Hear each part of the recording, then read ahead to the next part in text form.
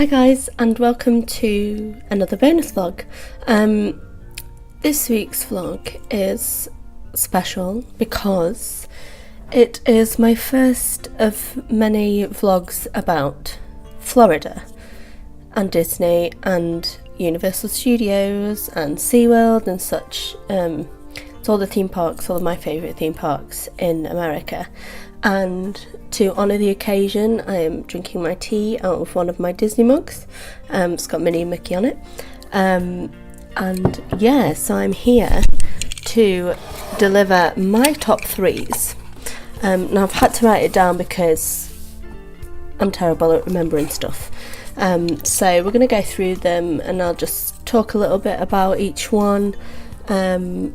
And if there's anything missed out, comment below if you want to ask me a question, or I'll make another video if you want. If there's loads of questions that you feel I haven't answered, then just send me a comment and I'll make another video. Happily do that because I will talk about this all day long. I'm going to start with theme parks. So my top 3 theme parks in Florida, in Orlando, the Orlando area. I'm going to go from 3 to 1. So my number 3 is Hollywood Studios, which is at Disney. Now back in the day it had a lot more rides than are currently open, so they're just starting to expand it, and they've just announced on the 30th of June that they are building or going to open the Toy Story land that they've been constructing for the past year, I think. And that's going to have 2 more rides in it, a Slinky Dog Coaster and a alien, you know, the little aliens. They've got like a teacup type ride, and they're building a Star Wars land called Galaxy's Edge that's going to have 2 more rides in it. So at the moment there's only 4 rides functioning, but 2 of them are my favourites, which I'm going to talk about later. Edit. It has one of the best shows, well, my favourite show, again I'll talk about it later, and I just always have fun there.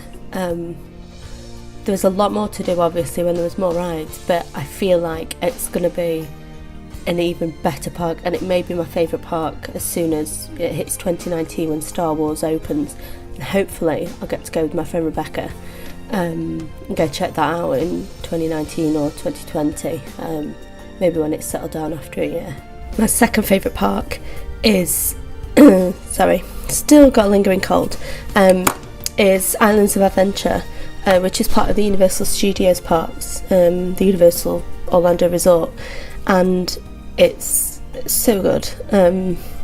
There's different areas, there's Marvel areas, Zeus, Jurassic Park. Recent years they've opened a King Kong ride, they've got Harry Potter there. There's loads to do, there's loads for family, little kids. Not as much as Disney, I would say. It's more angled towards teenagers and adults than Disney, but there's still loads they can do. All the activities, if you buy an interactive wand at Harry Potter World, you can go around and do spells and stuff. So it's immersive, very immersive, in the lands. So yeah, there's loads to do, even though they can't get on the big roller coasters. My favourite theme park at the moment, obviously things could change, is Animal Kingdom at Disney. I think my top 3 are probably not the normal ones you would hear, but I guess I like different things. I love animals, especially with them opening Pandora, which is incredible. There's loads to do there and a lot more for kids. If you've got small children, there's loads of animals. The safari's so good.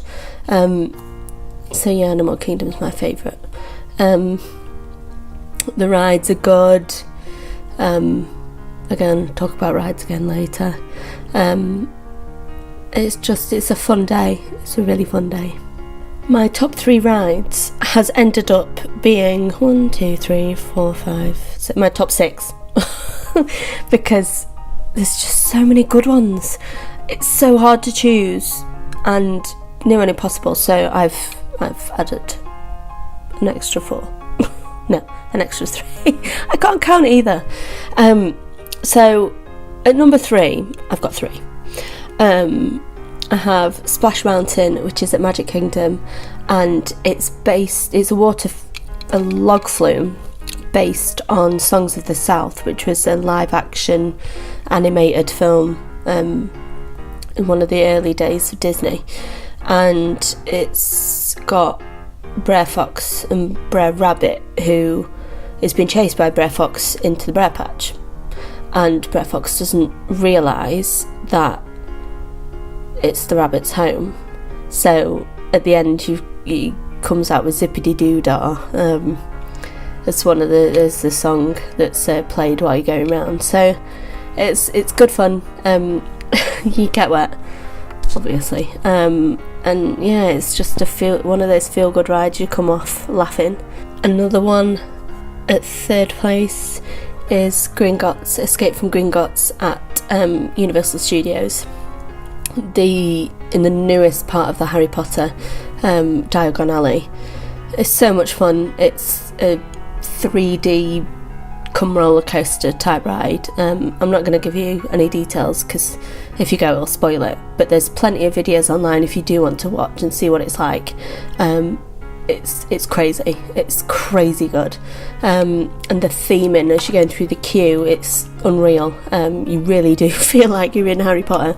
So if you're a big Potter nerd, I suggest saving up some money and going, because you'll love it. You will love it. The last one at number 3 for me is Expedition Everest at Animal Kingdom. It's a mine train with a twist, so it's a bit like Big Thunder Mountain on speed. So if you've ever been to Disney in Paris, for example, it's like Big Thunder Mountain but 10 times higher and faster, and there's a twist in that I'm not gonna ruin again. But if you, again, videos all over YouTube, you can go and have a look if you want. I have 2 at number 2. Flights of Passage, which is in Avatar, in Pandora, sorry, get it right.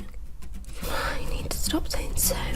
It's a 3D motion ride, and you feel like you're riding a banshee. It's so good. I teared up halfway through and nearly cried because of just how spectacular it is. I cannot stress enough how much you should go. Just if you can at all, at any point before you die, go. If you're a ride person and you love Pandora, it's incredible, and especially at night time it is stunning. Yeah, it's all lit up. You should go. You should just go. Also at number 2 is Rock and Roller Coaster. Now this has been part of my childhood for so many years. I grew up with my brother listening to Aerosmith, and then obviously I went on the ride and became obsessed with them as well. It's so much fun. It's a dark ride, indoor roller coaster, and it goes so fast it launches you off at the start, 0 to 60 in fast. And it's so much fun. It's got the music blaring in your ears, and it's like a stretched super stretch limo, I think they call it. It's a lot of fun. I love that ride. Weighing in at number 1 is Tower of Terror. It will forever be my favourite ride of all time, I think. I don't know why. I just love the sensation of when it drops you. It's a drop ride, based on the Hollywood Tower Hotel, and it's a lot of fun. Yeah, I just love it. Moving on to water rides now. I've already mentioned one of them, so I won't go into detail again about it, but I will mention the other 2. So at number 3 is Dudley Do-Right's Ripsaw Falls, which is our Islands of Adventure. And it's a log flume and you get drenched. Just so much water. I don't know how it's managed, but you get absolutely drenched. And again, a lot of fun. At number 2, I have I think it's called Popeye's Bilge Rats, something like that. We just call it Popeye, and it's like a round float type water ride, and you get drenched. There's no two words about it. You will come off that ride soaked to your pants. It's hilarious, a lot of fun, and it's great for the family as well. Kids enjoy it, so yeah, check it out. And at number 1 is Splash Mountain. It's in my top 3 favourite rides ever, so of course it's going to be number 1 for the water rides, of course. The next top 3 I have are the shows. Shows are a great way to relax and to take something in and sit down for a bit during the day, and there's loads about. My top 3 are actually all at Disney, 2 of which are at Hollywood Studios, so that being said, I'll get on with it. Number 3 is the Indiana Jones stunt show. If you love the films, this is a great show for you. There's loads of action. They talk about how they film the stunts, how they do all the pyrotechnics and stuff. It's a lot of good fun, and the kids will love it as well, so that's one you should definitely check out. Number 2 is at Magic Kingdom, and it's the new nighttime fireworks that replaced Wishes, and it's called Happily Ever After. I cry so much whenever I see this. It's beautiful, and they finally incorporated some of my favourite music. We've got a bit more of The Little Mermaid in there. They've got Hercules, Go the Distance. I love that song. And it's so good. It's got Brave in it, and I love Brave. Yeah, you really should watch it. It's magical, literally magical. At number 1, it's been my favourite for years and will always be my favourite show. It's Fantasmic, which is at Hollywood Studios, and it's a nighttime show again, about 8:30, 9 o'clock. They sometimes do 1 show, sometimes do 2.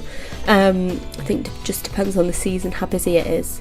And it's a journey through Mickey's imagination, and some villains decide to take over halfway through. That's all I'm going to tell you, because there's so much going on. You should definitely watch it. Now onto food. Food is one of the best parts about going to Florida, and the restaurants are no different. So to kick off at number 3, I've got the Bongo Cafe, which is at Disney Springs. So it's not in the theme park, but it's on Disney property, and it's a Cuban restaurant that's got live music. We went there for my mum's hen party in August last year, and it was so much fun, and the food's gorgeous. I definitely recommend the churros for dessert because they were pretty spectacular, and the portion sizes are huge. A warning for all you UK people: if you go there, it's huge. Like, whichever restaurant you go to, the portion sizes are huge, so just be aware of that and pace yourself. You don't have to eat everything. You can leave stuff on your plate, because you will need to. There's just too much food, so yeah, be careful. Number 2 is Crystal Palace, which is at Magic Kingdom at the top of what's called Main Street, to the left if you're looking at the castle, and they do like buffet service kind of food.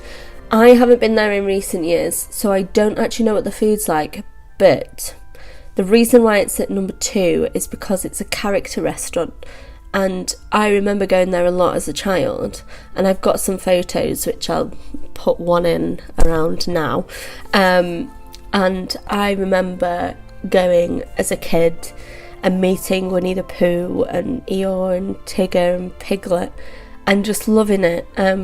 I think it's a great choice if you want to get in a character dining experience. Go there.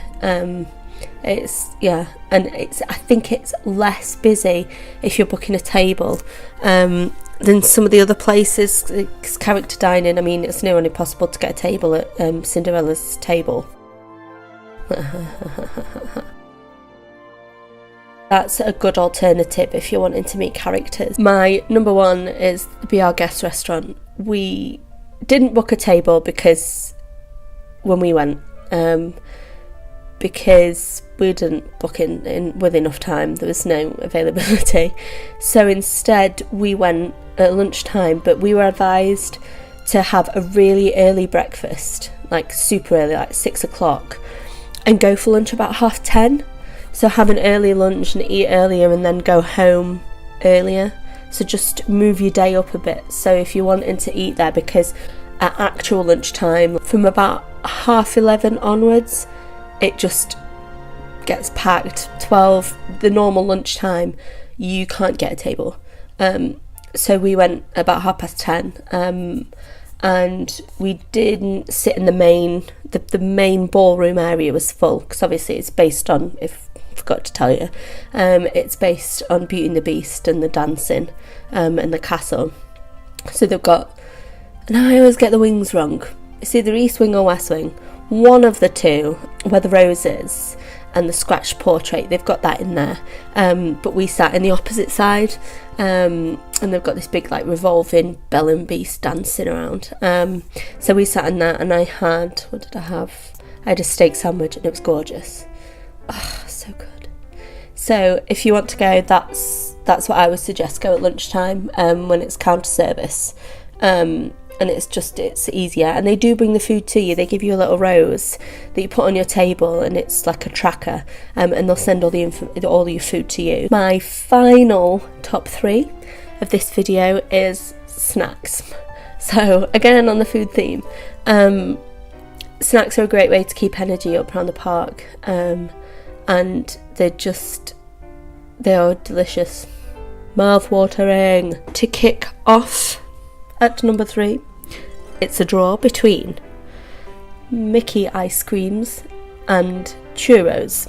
So the Mickey ice creams, they're the ones on the stick. I forgot what they're called, but they're the ones that's shaped like Mickey but on a stick, and it's just vanilla ice cream covered in chocolate. Just, what more could you ask for? And churros you can get anywhere. You can get at Universal Studios, you can get at SeaWorld, you can get it anywhere. So definitely churros is one of my favourites. At number 2, now last time we went in August, this was the first time I've ever tried this. My brother's girlfriend picked one up, and I was like, oh, what's that? She said, do you want to try a bit? So I tried it. It's like heaven in a bite. It's a giant pretzel filled with cream cheese. Like, I wouldn't have thought that goes, but it does. And oh boys, it's so delicious. Like, it's sweet but savoury. Like, if you like cream cheese and you like giant pretzels, try it, because it's insane. Number 1 for me will always be Dippin' Dots. Now, I like my ice cream, and we don't have Dippin' Dots over here in the UK. And they're like the UK version of Solero shots, but instead of being made out of like ice lolly, they are proper ice cream. Liquid nitrogen, that's it. They're dropped in liquid nitrogen, and it just, I don't know what it is about it. It just tastes so good. And they've got a my favourite flavour is the banana split. It's got banana, chocolate, strawberry and vanilla all mixed together. I want one now. Why can't I have one now? It's so good. It's so good. They were my top 3s. If you want any more, or think I missed a top 3 off, let me know in the comments below. There'll be more surprises coming next week, so if you tune in, there'll be something else coming your way. Disney related is what I will say. So please like and subscribe and keep watching. more videos to come, and yeah, enjoy the rest of your week.